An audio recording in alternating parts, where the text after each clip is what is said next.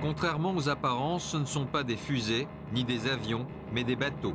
Et ce pilote n'est pas prêt d'oublier sa course. C'est aux États-Unis que se déroulent les courses de hors-bord les plus puissantes de la planète. Des compétitions uniques en leur genre qui n'ont lieu que sur les lacs du continent nord-américain. Ce sont des courses qui ont lieu aux États-Unis sur des bateaux trimarans, catamarans, propulsés par des turbines d'hélicoptères qui développent à peu près 1000 chevaux. Ce sont des bateaux qui peuvent atteindre 250-300 km/h et qui se courent sur des plans d'eau intérieurs, sur des plans d'eau relativement plats. À cette vitesse-là, la moindre vague peut avoir des conséquences désastreuses. Tout le jeu avec ces bateaux-là, c'est d'aller très très vite et d'être en fait à la limite de l'envol. Il ne faut pas que le bateau touche trop l'eau parce que sinon vous avez un frein hydrodynamique qui est important. Par contre, il ne faut pas non plus franchir cette limite. Si vous allez trop vite, voilà, le bateau décolle, donc vous n'avez plus de contrôle en fait du bateau. Et c'est là où malheureusement l'accident arrive. Mais cet accident est presque banal comparé à celui de Ken Dryden. Ce pilote amateur a construit un bateau révolutionnaire conçu pour ne jamais se retourner, le Miss Bud. Il espérait tout gagner avec son bolide, à commencer par l'épreuve reine, la Seattle Seafair, mais à la mi-course, alors qu'il est deuxième, une vague ruine tous ses espoirs. Au moment de l'impact, c'est comme si vous tombiez d'un immeuble de 10 étages et que vous vous écrasiez sur le béton. On était à peu près à 270 km/h. Le bateau a continué à accélérer hors de l'eau et à cet instant, j'ai eu l'impression de me retrouver aux commandes d'un avion de combat. À cette hauteur et à cette vitesse, l'amérissage est d'une rare violence. Au-delà de 150 km/h, l'eau c'est comme du béton. Hein. Il faut savoir que de la même manière, lorsqu'on tire une balle de fusil dans l'eau, au bout de 30 cm, la balle est totalement arrêtée dans l'eau. C'est vous dire la dureté du choc. When the boat hit the water, you see the front of the boat severed the driver's cockpit. Quand le bateau a touché l'eau, l'avant et le cockpit se sont séparés juste au niveau de mes hanches. Ils ont dû envoyer des plongeurs pour retourner le cockpit afin de me dégager les jambes. Plusieurs vertèbres et une jambe cassée, Ken est resté immobilisé pendant 4 mois, mais il s'en sort bien. Alors qu'est-ce qui l'a sauvé? Il y a deux choses. D'abord, il est dans une cellule de sécurité en Kevlar carbone, donc il est relativement bien protégé. Et en plus, le bateau ne retombe pas sur le dos, mais sur l'avant. Depuis l'accident, Ken n'est jamais remonté dans un offshore. Son dos est encore trop fragile, mais il s'est juré de recourir.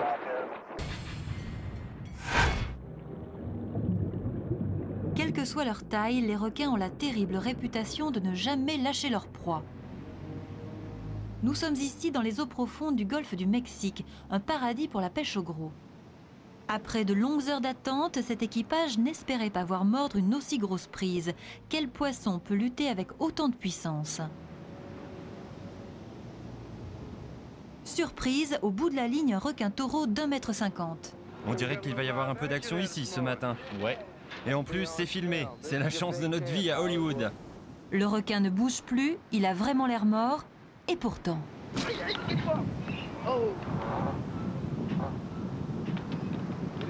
Mettez-le sur moi. Allez, Charlie. Mais une fois refermé, impossible de lui rouvrir la gueule. Passe-moi ce levier. Dépêche-toi. C'est vraiment une bêtise totale d'aller mettre la main dans la gueule du requin. Le requin, tout simplement, paraît mort, mais ne l'est pas vraiment. Il a encore de la ressource. Et vous voyez qu'on croirait tout simplement qu'il n'a aucune réaction, mais il a toujours des réflexes. Voilà, l'erreur qu'il fallait surtout pas faire, c'était d'aller mettre la main dans la gueule parce qu'il a toujours encore ce réflexe de défense. Donc il a attaqué tout simplement parce que lui se sentait en danger. Pour faire levier et libérer la main du pêcheur, il faudra une barre de fer. Oh là là! S'il se réveille, t'as plus qu'à te barrer. Regarde, ça saigne. Oh, c'est pas beau. Quelques points de suture pour une morsure de requin, ça aurait pu être pire. Je pensais que cette saleté était morte.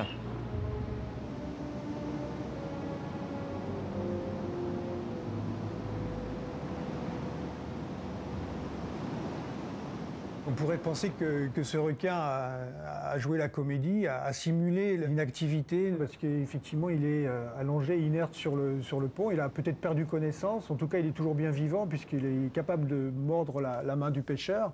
Et c'est ce comportement qui a surpris complètement le pêcheur. Quelle idée aussi d'aller mettre sa main dans la mâchoire d'un requin. Un requin qui vous tient la main dans la gueule, comme dans ce cas-là, a plusieurs centaines de kilos de force par centimètre carré. Il s'en sort très bien. Le pêcheur a beaucoup de chance, on voit sa main est juste piquée par les dents du requin. Un requin comme celui-ci a la capacité de découper une proie par un mouvement latéral de la tête très violent, avec ses dents triangulaires qui sont très coupantes. Équipé d'une cotte de maille comme ces plongeurs, on peut à la rigueur s'amuser à taquiner les squales. Mais avec un gant de pêche en caoutchouc, c'était oublier que le requin a la dent dure.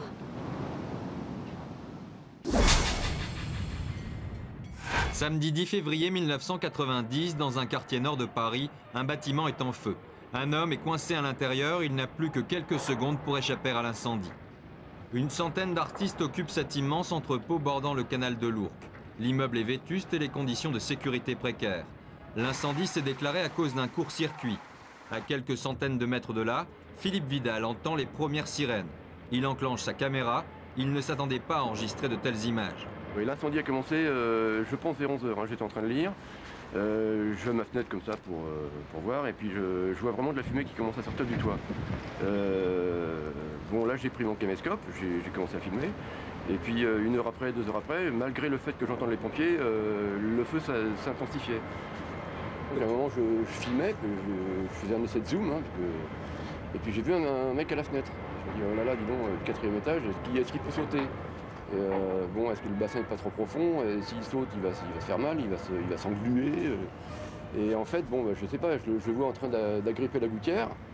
Et bon, je crois que vraiment c'est la peur donne des ailes, quoi. Hein, enfin, je crois, c'est...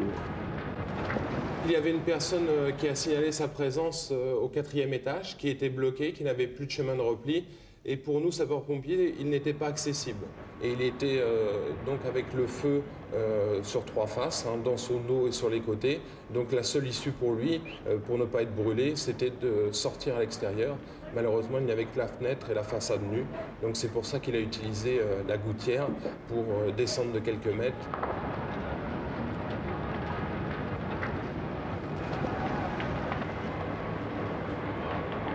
Eh bien, en ce début d'après-midi du mois de février, c'est exactement ce que j'étais en train de faire, des photos d'un flacon. Et j'étais tellement absorbé que je n'ai absolument pas réalisé que ça fumait. En fait, Philippe Forestier réagit quand il voit la fumée sortir du plancher. Mais il est déjà trop tard, le temps d'appeler les pompiers, les flammes l'encerclent, il se précipite vers la fenêtre. Alors là, ça brûle à mon avis depuis 1h30. Je surveille l'évolution du feu. Voyant qu'il y a un fort vent, que ça va m'arriver jusque-là, que les pompiers ont essayé de sortir une échelle, d'avancer l'échelle jusque-là, mais elle était trop courte, ils ont été obligés de la replier. Et je me dis, il va falloir que je m'en sorte tout seul. Je sais que je ne peux pas sauter dans le canal parce qu'il n'a pas été dragué depuis 1945, il y a plein de bouts de ferraille et que je vais m'empaler. Ce qu'il me faut, c'est arriver à rejoindre la gouttière et avec un dérouleur de fil électrique que je lance, que j'utilise comme grappin, là je suis à la fenêtre, je vais arriver à rejoindre ma gouttière. Ça y est, je l'ai. Je me dis quand même que normalement, je devrais pouvoir y arriver. Mais je vais trop vite. Ça fait quand même un bout de temps que je suis là. Là-haut, à attendre, est-ce que je vais brûler? Est-ce que je vais pas brûler? Il faut dire aussi que j'ai vu d'un seul coup les 7 mètres s'embraser. J'avais 7 mètres sous plafond, une flamme de 7 mètres jaillir. Tout brûle, vous l'avez vu au-dessus de moi, que le seul moyen, c'est de passer par là. À la fin, je me fais une fausse manœuvre et je vais tomber dans le canal. Et là, heureusement, les pompiers me récupèrent parce que je pense que j'aurais pas pu nager après. Mais c'est assez étonnant et assez saisissant de revoir ça quand même. Quand j'ai vu ce type-là, j'étais persuadé qu'il était pris par le feu, qu'en fait, il ne pourrait pas être sauvé par les pompiers par le bâtiment. Donc le seul moyen, la seule sortie qu'il avait, c'était de sauter par la fenêtre. Et bon, la fenêtre du 4e étage, sauter dans le bassin, c'est un peu haut. Le pire à craindre est que la personne panique et qu'elle se jette dans le vide. C'est un cas fréquent que nous constatons à notre arrivée, des personnes qui se sont jetées dans le vide et généralement, c'est une mort certaine. De plus, le local duquel il s'était échappé était entièrement embrasé, donc la situation était très critique pour lui et il risquait aussi beaucoup de respirer des fumées toxiques et des gaz chauds, donc il était vraiment dans une situation très périlleuse. Je pensais sincèrement que les pompiers allaient éteindre ça rapidement. Pourtant, je savais que le bâtiment était sensible, était entièrement en bois. Et à l'occasion d'un 14 juillet, les pompiers nous avaient dit que si ça flamberait bien. mais j'avais totalement confiance dans l'extinction. Quel souvenir je garde de cette histoire? J'en rêve encore. Je rêve encore de flammes, d'incendie, c'est certain. Moins souvent, mais j'en rêve encore. Non, ce que vous voyez n'est pas une corrida, c'est une course de taureaux, une tradition qui enflamme la Camargue depuis plus d'un siècle. Tous les week-ends de mars à octobre, des milliers de spectateurs assistent à ces courses pas comme les autres, enthousiasmés par l'agilité et le courage de ces hommes en blanc qu'on appelle raseteurs. Le but du jeu, attraper des attributs placés sur les cornes du taureau. Mais tout l'art consiste en fait à lui échapper le plus vite possible, ce qui donne lieu à des scènes plutôt étonnantes. Dans ces arènes-là, pas de mise à mort pour les taureaux, mais de grosses frayeurs pour les raseteurs. Le taureau sort avec des attributs cocarde, gland et ficelle. Et le rôle du raseteur, c'est d'essayer avec un crochet, qui est étudié pour l'activité, d'essayer de ravir les attributs sur la tête du taureau. Patrick Durand est raseteur depuis 15 ans. Les taureaux, il les connaît par cœur. Le taureau de Camargue nous saute très vite, nous saute derrière. Et si on ne s'accroche pas, on se retrouve ensemble là derrière, et puis bon, je vous explique pas le reste, quoi. Ça fait quand même 350 kg, ça. Et là, vous pouvez voir qu'il n'est pas protégé. Les cornes sont cornes nues. Raseteurs, on l'est généralement de père en fils, autant dire que les taureaux, on les connaît bien. C'est ce qui permet de connaître les trucs, d'anticiper. L'animal est puissant et rapide, et quand on vient l'exciter, rien ne l'arrête. Là, c'est moi, ouais, j'ai fait une arrivée un peu casse-cou. Je sais chuter, quoi. Je suis un peu comme un judoka. À force de prendre des coups, on sait chuter, quoi. Quand on les voit à l'œuvre, on se demande ce qui les pousse à s'exposer autant.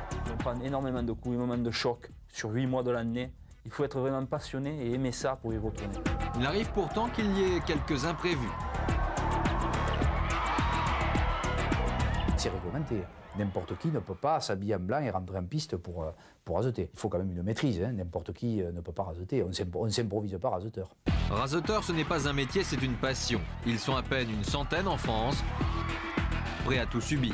Là, vous allez voir, voilà, il m'accroche le bras, et puis là, il me met vraiment ce qu'il faut. Vous voyez la méchanceté du taureau?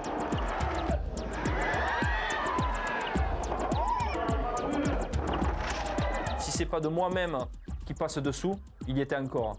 Que quand vous êtes sous les pattes d'un taureau, c'est très long. Là, ça a duré 4-5 secondes. Pour moi, ça a duré 10 minutes. Dans la tête, je pense qu'à ça. C'est une passion qui prend tout le reste de ma vie, quoi. J'ai ma famille et je pense qu'à ça. Je pense qu'aux taureaux. S'ils courent après les taureaux, les raseteurs ne courent pas après l'argent. Les primes ne sont pas très élevées, quelques centaines de francs à peine pour les plus téméraires, car plus on prend de risques, plus ça rapporte. Quant au taureau, le roi de la fête, il aura bien mérité.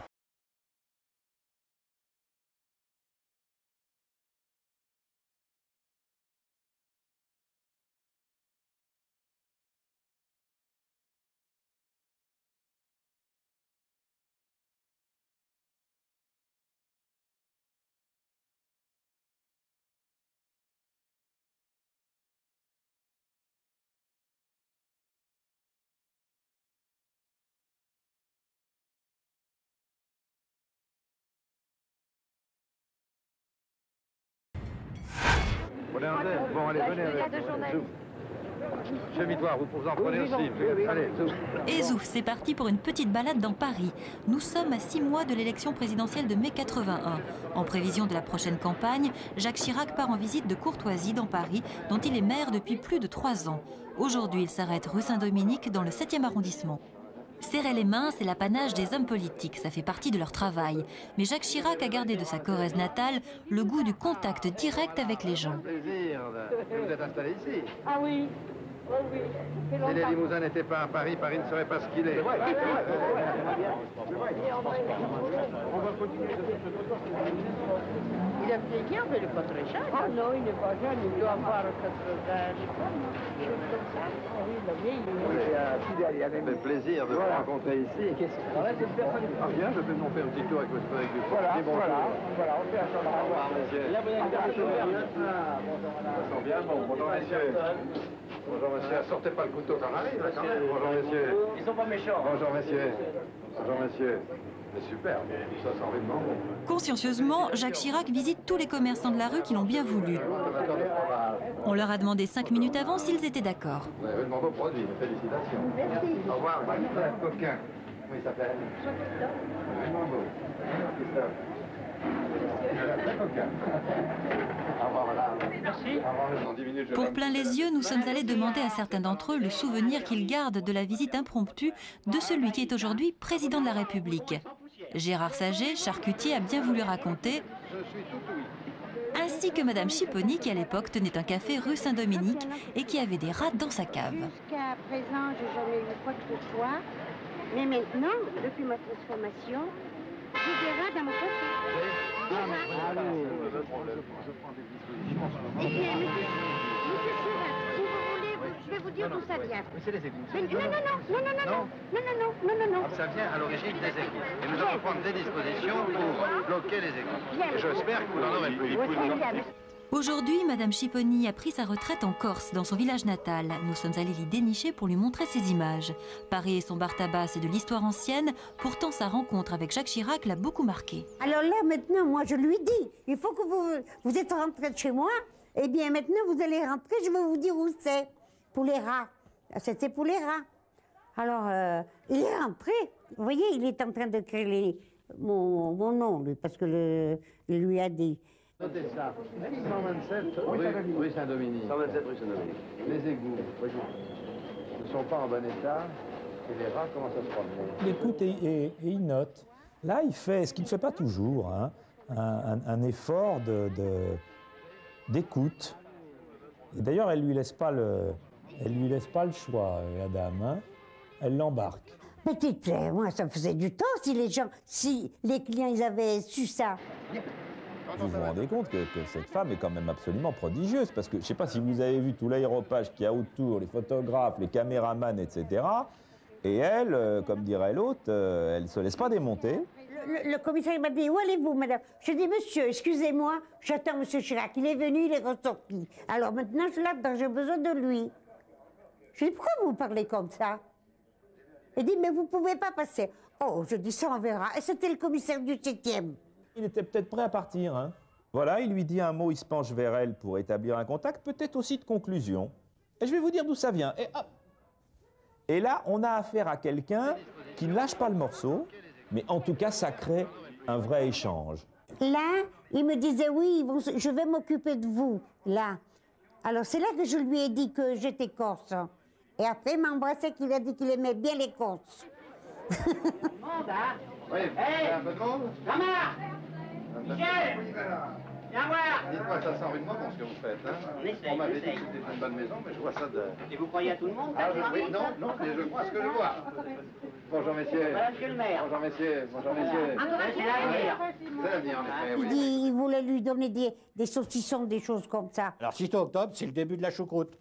On était parti pour 6 mois, là, à faire de la choucroute tous les jours. Comment? Vous avez envie d'en manger? Écoutez, on va se mettre à table dans 10 minutes, je vais pas me couper l'appétit. Bon appétit, alors. D'habitude, il se laisse aller, d'ailleurs, il grignote. Hein. Là, je ne sais pas pourquoi il ne l'a pas fait, mais il refuse jamais un bout de saucisson. Vous voyez le maire de Paris prendre une poignée de choucroute puis la manger comme ça?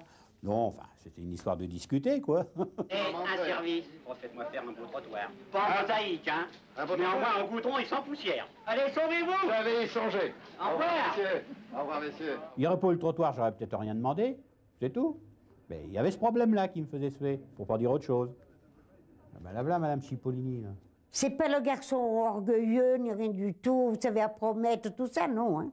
C'est un homme quand même énergique. Et après, elle me l'a dit, hein. Elle a dit, soyez tranquille, maintenant que je vais m'occuper de vous. Chose promise, chose due. Peu de temps après cette rencontre, une équipe d'ouvriers municipaux effectue les travaux dans la cave. Les rats ne peuvent plus passer, le café en sera définitivement débarrassé. Voilà, messieurs, ici c'est le passage qui a été condamné. 18 ans après, la réparation est encore visible. 45 cm d'épaisseur, on ne peut plus passer. Une fois, je ne sais pas si c'est son influence, mais il faut reconnaître que ça a été réglé rapidement. Mettons, dans les 15 jours qu'on suivit, c'était terminé. La maison est bonne. Bonne en qualité et bonne en humeur. Ça, c'est le gage du sérieux. Est-ce que c'est vraiment sincère? Parce que vous savez, hein. Je le pense, de toute façon, hein, mais enfin... Ou je suis trop suspicieux, peut-être. C'est peut-être pour ça. Il est fabriqué comme ça, je dirais, il va vendre des avions à l'étranger, et ben, il quitte une boutique, il y a des clients qui rentrent, et ben, il fait la promo de l'endroit où il est. Ça, c'est vraiment de la gentillesse à l'état pur, et puis un peu de professionnalisme politique. Ça n'a rien changé pour moi, hein. J'ai reçu mes feuilles d'impôt quand même, hein. Il y en a qui l'ont même trop embêté. Moi, je trouve ça normal. C'est peut-être le seul homme politique dans la vie française qui, pour moi, a le plus d'importance. Parce que quand on est maire, j'estime qu'on prend au moins la responsabilité de s'occuper de ses semblables, mais très proche. Toujours battante, Marie-Laure Chipponi est prête à ajouter un épisode à cette histoire. Je vais aller à Paris. Je vais y aller et je vais aller le voir. À l'Élysée. Vous verrez, s'il plaît à Dieu. Et j'irai, hein, monsieur. Je vous le dis, j'irai. Madame Chipponi a embrassé Monsieur le maire. Aujourd'hui, elle rêve d'embrasser le président de la République. Avec le cul. En regardant ces images, tous les hommes vont certainement avoir le même réflexe au même moment.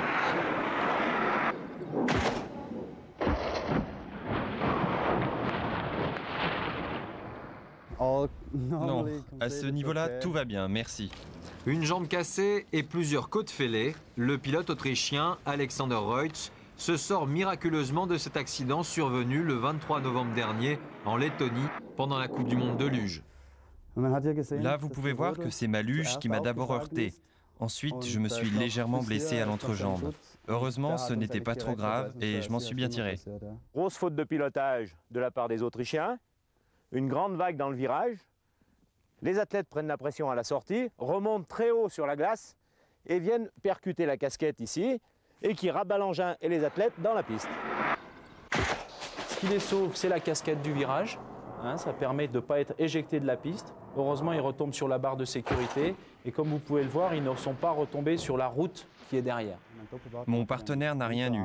Moi, j'ai eu une triple fracture à la jambe et j'ai passé 10 jours à l'hôpital. Lancés à 110 km/h sur la glace, les pilotes ont mal négocié leur virage. Ils l'ont pris trop à l'extérieur. Pourtant, les chutes sont rares. On peut même dire que c'est des chutes qui sont quand même rarissimes. Les pistes sont bien étudiées. Les coureurs font des reconnaissances, apprennent le tracé de la piste. Donc des chutes comme ça, non, c'est quand même assez exceptionnel. Involontairement, le duo autrichien réussit la plus spectaculaire des figures. Certains ont même eu du mal à s'en remettre. Ma mère a carrément pensé que j'étais mort. Et ma tante, elle, a fait un malaise cardiaque. Je suis allé la voir à l'hôpital. Alexander devra attendre jusqu'au mois prochain pour remarcher sans béquille. Et encore 6 mois avant de pouvoir reprendre la compétition. Après l'accident, j'ai pensé que je ne pourrais plus jamais monter sur une luge à cause de ma jambe. Et c'était pour moi ce qui pouvait m'arriver de pire. Maintenant, je ne pense qu'à une chose, mon retour à la compétition que j'espère dans un avenir proche.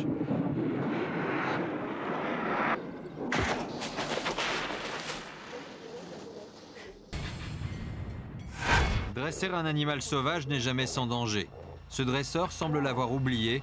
Il va en subir les conséquences.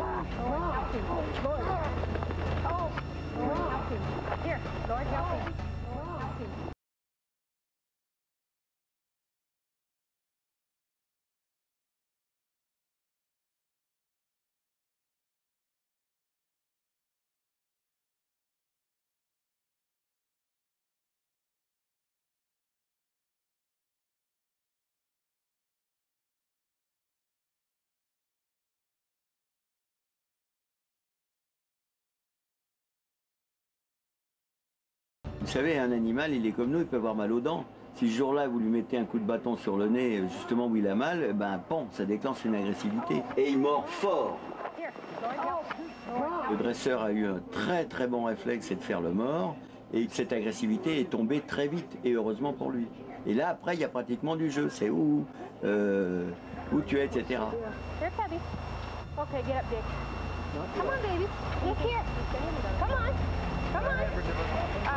Vous voyez, la pomme, ça a été fort.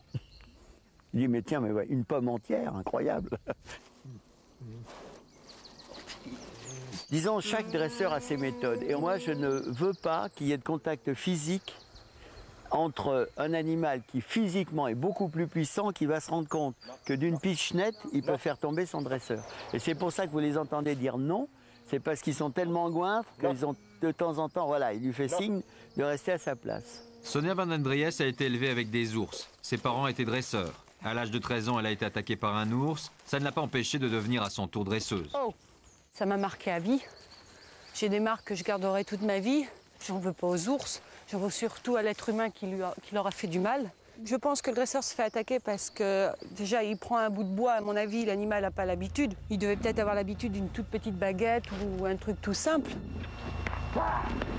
Et en plus, il le braque avec ce bout de bois. Alors là, il fait peut-être du zèle parce qu'il y a du monde, parce qu'il veut montrer que c'est un dresseur. Il ne faut surtout pas faire ça. Il faut rester naturel avec l'animal parce que quand on change nos habitudes, l'animal nous le fait savoir tout de suite. C'est une leçon que le dresseur n'oubliera pas. Il s'en sort avec 5 jours d'hôpital et 63 points de suture. Il a eu de la chance, hein. Ça aurait pu être pire, à mon avis. Parce qu'il il n'a pas attaqué la tête. Hein. Donc à savoir que l'ours attaque de là à là. Il s'en tire vraiment bien. Il a fait une grosse erreur et puis il retournera vers l'animal. Moi, je suis bien retournée vers l'animal. Il faut continuer. Là, il a eu une mauvaise expérience. Ça lui apprendra à faire attention maintenant. Quand on est dresseur jusqu'au bout. Hein. Ce que Sonia laisse faire à son ours safari est surprenant.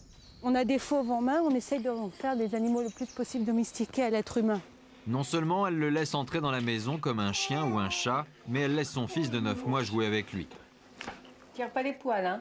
Je veux que mon fils ressente les choses que j'ai senties quand j'étais plus jeune, mais j'ai envie qu'il ressente plein de choses. Il aime les animaux grâce à ça, donc je veux qu'il soit de plus en plus au contact des animaux. Il faut dire que Sonia connaît Safari depuis sa naissance et qu'elle lui fait totalement confiance. Ouvre la bouche. Mais personne ne peut se permettre de suivre un tel exemple. Ces bolides de 400 kg, lancés à 150 km/h avec leur drôle d'aileron sur le toit, ce sont des midgets. On ne peut les voir qu'aux États-Unis. La course à laquelle nous assistons se dispute dans le Colorado. Juste après le départ, c'est le carambolage. J'ai senti la voiture monter, être emportée vers l'arrière et rebondir d'avant en arrière. Puis je me suis retourné. D'ailleurs, je ne peux pas dire combien de fois on s'est retourné. 1 ou 2 ou 3, je ne suis pas tellement sûr. Je ne savais pas où aller. Je l'ai percuté à l'arrière et la voiture s'est mise à prendre feu. Sous le choc, un réservoir prend feu. L'un des pilotes, Kevin Hams, réussit à se dégager. Il bondit sur la piste, rendue glissante par l'essence en feu, et s'acharne sur la tôle pour extraire son concurrent et ami, Rod Harris. Pendant ce temps, les commissaires de piste tentent de maîtriser les flammes avec leurs extincteurs.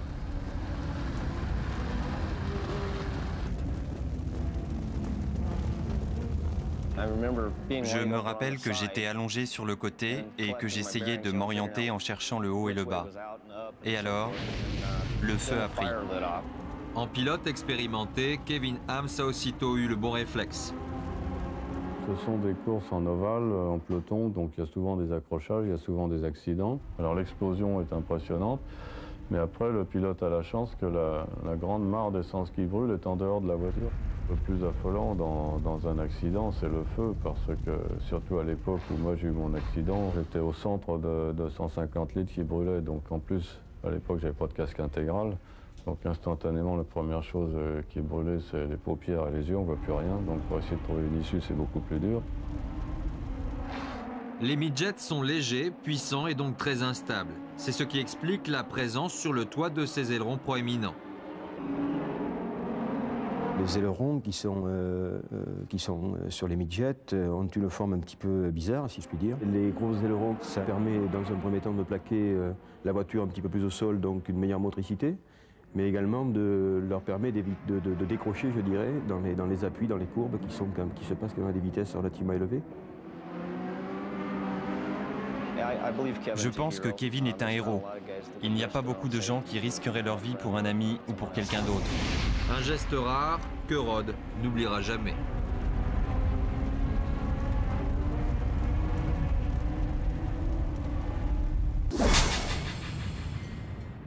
Le rallye de Canberra en Australie, une épreuve difficile. Les pilotes doivent maîtriser aussi bien la conduite sur terre que sur asphalte. Le niveau de la compétition est élevé, pourtant, voilà une faute de conduite digne d'un débutant. Grosse faute de pilotage dans cette courbe à gauche, environ à 150 ou 160 à l'heure, 5e. dû en partie aux pneus terre sur de l'asphalte qui n'ont vraiment pas beaucoup d'adhérence. En plus, il fait une deuxième faute, il ne sait pas récupérer le survirage de la voiture. Et une troisième faute, parce que là, il aurait dû bloquer ses roues d'une façon violente en appuyant très fort sur le frein pour éviter que la voiture parte en inertie à côté de l'asphalte. Malheureusement, si cette faute a été filmée jusqu'à l'impact, c'est que la voiture a percuté la caméra et qu'il y avait un caméraman derrière. Je ne pensais pas que la voiture allait me percuter. En regardant dans le viseur, elle paraissait si loin. J'ai couru et j'ai entendu le crash.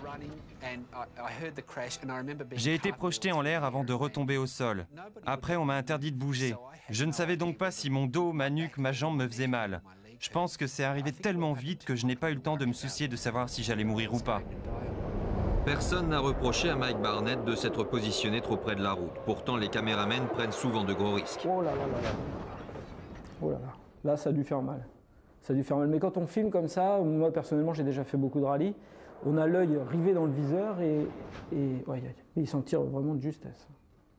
On a l'œil rivé dans le viseur et on n'a plus du tout aucune notion de la réalité, plus du tout aucune notion des distances et on prend des risques en fait. Parce qu'il y a une sorte de concurrence, d'émulation. On cherchera aussi à trouver le meilleur angle, donc on se mettra peut-être un peu là où il ne fallait pas se mettre et des choses comme ça. On calculera les risques parce que je pense qu'on est tous des professionnels et donc par rapport à ça, on fera attention à ce qu'on fait, mais au bout d'un moment, on est complètement capté par ce qu'on voit dans le viseur, quoi.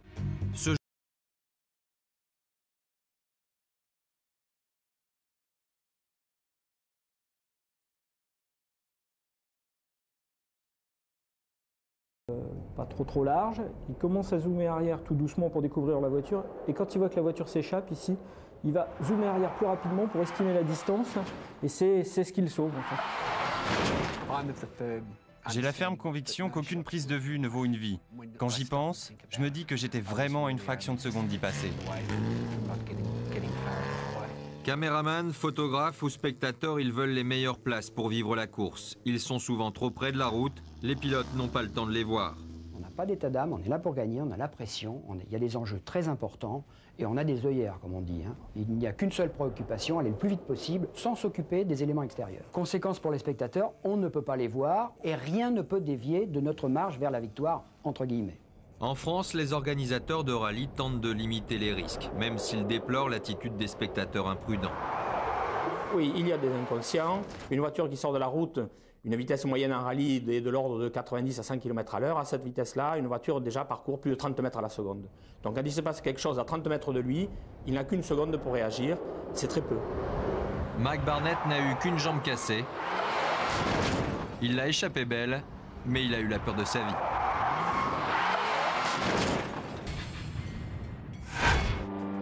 Sud 2000 pour la 17.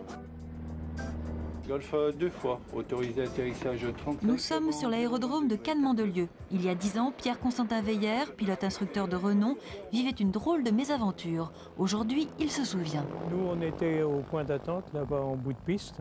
On attendait l'autorisation de la tour de contrôle. Là, on est sur le point de décoller, vous voyez. Voilà, le décollage est fait.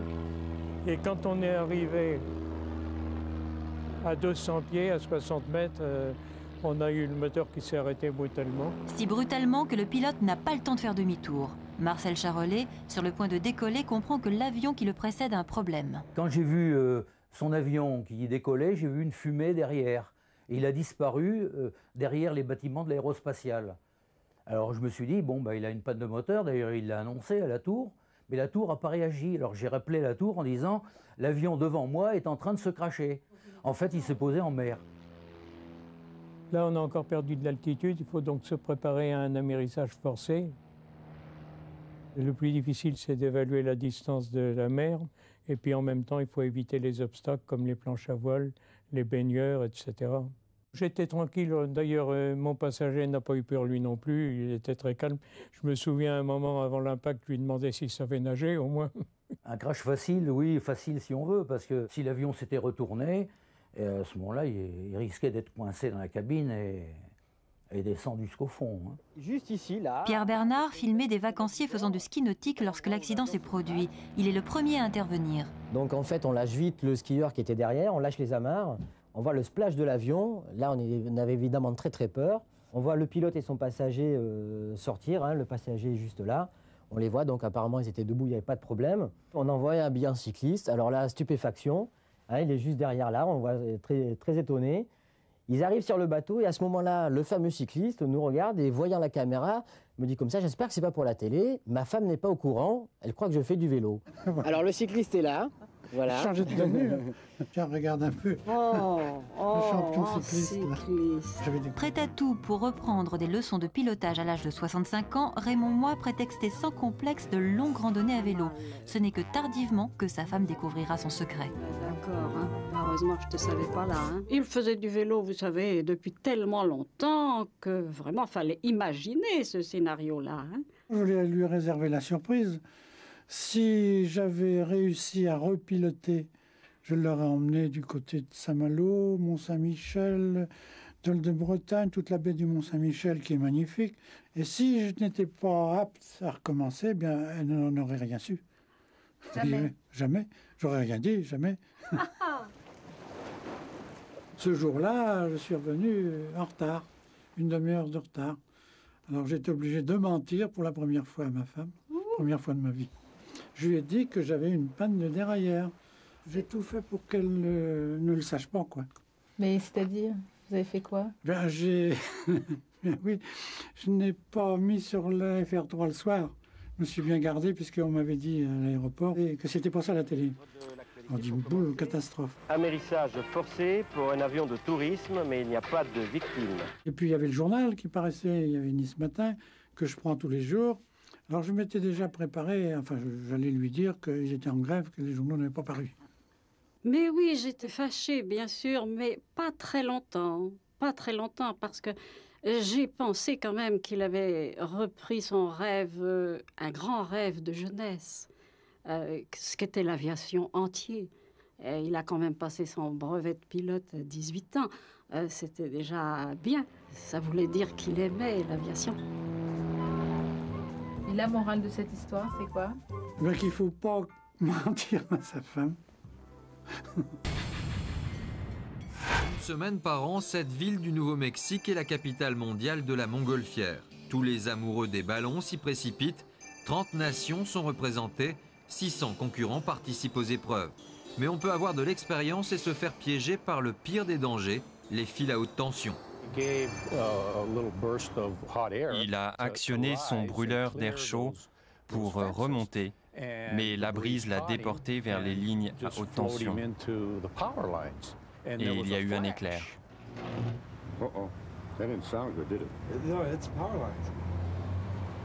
Dans 99% des cas, c'est une erreur humaine. Le matériel est pratiquement jamais remis en cause, il est très fiable. On va s'apercevoir qu'il vole complètement à hauteur de ligne, alors qu'il aurait dû être alerté face à cet obstacle. Il n'a pas vu les fils, c'est clair, c'est net. Il ne tente même pas d'échapper en passant par-dessus ou de se poser avant. Malgré tous les efforts du pilote, le ballon reste désespérément accroché au fil électrique.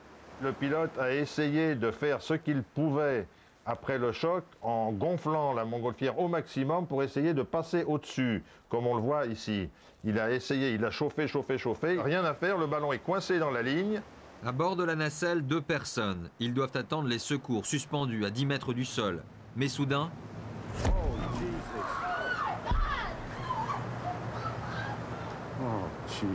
On devine les 2 montants qui soutiennent la nacelle. Et ces 2 montants vont entrer en contact ici avec les câbles. Les 2 câbles se rapprochent et l'arc électrique vient couper les 2 montants et la nacelle chute au sol. Bilan, quelques fractures et par chance, pas de brûlure. L'osier de la nacelle a isolé les 2 passagers qui se sont recroquevillés au fond du panier en attendant les secours. Ils n'avaient pas prévu la chute, mais heureusement, ce ne sera pour eux qu'un mauvais souvenir. Un feu d'artifice tiré d'une montgolfière stationnée juste au-dessus de la foule. C'est original, mais risqué. Les Brésiliens ont le sens de la fête, c'est connu. Ils ne reculent devant aucune excentricité. Le spectacle s'annonce exceptionnel. Il est même retransmis à la télévision à l'occasion du début des grandes vacances. Les premières fusées illuminent le ciel lorsque tout à coup, un accident se produit. L'une des fusées retombe pile à l'endroit où sont stockées d'autres fusées prêtes à être tirées. Elle s'enflamme, c'est l'explosion.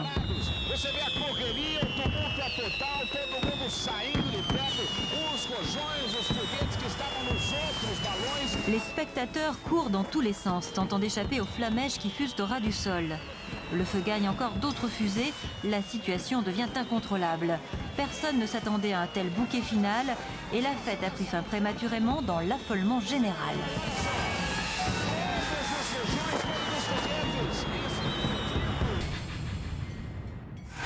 Les kangourous sont bagarreurs, mieux vaut le savoir avant de les approcher. Sean Fitzpatrick, qui avait emmené sa famille visiter un parc national en Australie, l'a appris à ses dépens. Là, on voit un mâle qui va défendre sa femelle parce que justement, il voit un individu qui approche de la femelle. Là, on le voit, il se prépare. À ce moment-là, il y a les testicules qui se rentrent dans une poche pour se protéger. Et avec ses petites pattes, les pattes avant, il s'accroche à la personne pour mieux la projeter ensuite. Il fait exactement comme un ressort, il se comprime et au moment où il le sent que l'agresseur est suffisamment près, il se projette. Alors évidemment, bon, c'est assez spectaculaire parce que bon, l'animal est quand même très musclé et très puissant. Et quand il est debout comme ça, en position, je dirais, de combat, c'est une position de combat, il fait à peu près 2 mètres de haut. Il me lacérait le visage avec ses pattes avant en me repoussant. Vous avez vu le morceau, les choses? Ça sur un visage, que ça peut donner. C'est quand même de l'inconscience de laisser, je dirais, du public au contact direct d'un groupe de kangourous. Le mâle ne fait pas de différence entre l'homme ou un autre de ses rivaux. Et automatiquement, il peut y avoir des graves accidents. Son rôle, lui, en tant que mâle dominant, est de protéger tous les intrus, interdire aux intrus d'approcher du groupe. Et il faut savoir que les kangourous, les adultes comme ça, n'ont aucune peur de l'homme. Le kangourou est un animal intelligent, il connaît les points faibles de ses victimes, et il sait que le visage est un point faible. Sean a reçu aussi un coup de griffe à laine. Résultat, 30 points de suture. Pocket en place. Pocket. Pour dresser un kangourou, c'est très difficile parce que c'est un animal qui est à la fois très méfiant, un peu farouche, et qui n'est absolument pas patient. C'est un animal aussi qui peut prendre peur. Et à ce moment-là, bon, il est complètement imprévisible. Non! Max Crochet dresse des animaux pour le cinéma, mais il n'avait jamais dressé de kangourou jusqu'à Pocket. D'ailleurs, en France, il est le seul à avoir dressé un kangourou et est très fier des résultats qu'il a réussi à obtenir avec lui. Bon, ça, cette image-là, je suis le seul à pouvoir la donner. Parce qu'il n'y a pas de kangourous qui sont actuellement en Europe qui puissent faire ça, ne serait-ce que ça. Si vous approchez, il va peut-être grogner. Mais il grogne que dans les cas vraiment où il se sent vraiment en danger, quoi. C'est aussi une autre façon de... Voilà. Mais la patience de Pocket a des limites. Hey! Donc vous avez vu? Non, Pocket. Même dans une position comme ça, par terre, comme il était couché, il arrive encore à être dangereux. Et bon, moi je suis habitué, hein, mais je dois avoir une petite ouverture. Pocket était dans une réserve en Allemagne. On est allé le chercher pour les besoins du film Les Sœurs Soleil. Après 2 mois de dressage intensif avec Max, il a pu interpréter son premier grand rôle au cinéma. Il est encore là, lui? Oui, c'est-à-dire qu'au zoo, ils n'en ont pas voulu à cause de ces vaccins. Son carnet de santé n'est pas à jour. Bénédicte, ne m'oblige pas à l'abattre dans le jardin. On voulait absolument un kangourou avec Michel parce que c'est un animal qui fait rire. Il a une espèce de tête d'âne. Il a des bras humains, je ne sais pas si vous avez vu ses pattes là, avec les petits os tout maigroulés, puis il a comme des mains qui ne sont pas finies. Il a un derrière énorme avec comme des pattes de lapin, mais avec un cul de vache. C'est une bête, on a l'impression qu'on a coupé des morceaux et qu'on les a recollés ensemble et ça a donné un kangourou. Et la bête nous semblait très drôle, ça semblait gentil et en fait c'est un enfer de tourner avec un kangourou. Ça fait horriblement peur au début. Moi quand Max Crochet m'a fait rencontrer donc Pocket, je me suis retrouvée dans une pièce avec cet énorme bestiau qui dégage une force absolument herculéenne et puis il vous regarde et il cligne jamais des yeux. C'est pas quelqu'un qui peut tourner la tête ou qui peut vous faire une petite mine, vous avez l'impression comme les chiens qui peuvent sourire ou rien. Il vous regarde tout le temps comme ça avec son nez et des yeux terribles. Alors je me suis approchée, je l'ai caressé, je me suis assise sur un canapé comme ça, il s'est mis à côté de moi. Et puis au début, comme il était quand même inquiet, il faisait... J'avais une peur abominable et j'entendais cette bête qui grognait, mais comme un tigre.